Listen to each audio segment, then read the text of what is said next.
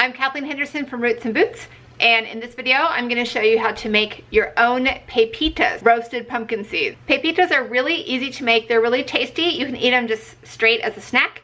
I really like to add them to green salads, like just a big bowl of salad. And they are really simple. All you need to do is save the seeds, the raw seeds, from the inside of any kind of winter squash. Then you want to use your fingers to remove the pulp from the seeds. Once you have cleaned the seeds, separated them from the pulp, then you're going to place them in a medium pan and add water. For 1 cup of seeds, you would want to use about 4 cups of water.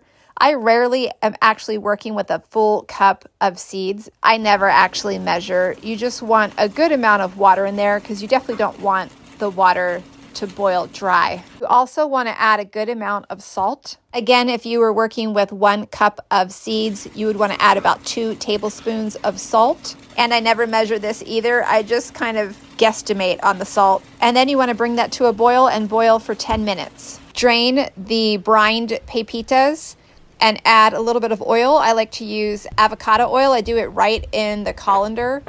You can also add more salt at this point and toss with the oil in the colander, or you can turn the pepitas onto a baking sheet and add more salt then. And then just do your best to make sure they're spread out in a single layer and aren't too clumped together. It is a little tricky to do that because the oil makes them want to stick together, but just do the best you can. I forgot to film the part where the seeds are actually roasting in the oven, but I think you get the idea.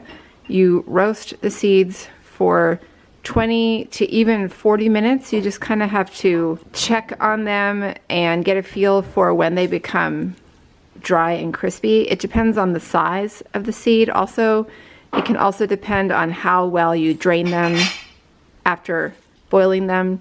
So I usually, especially with smaller seeds, I like to check on mine after about 20 minutes and then in about 5-minute increments. And then after they are, after they are roasted, just let them cool a little bit and you can store them in your container of choice. I like to keep mine in a glass jar in the pantry.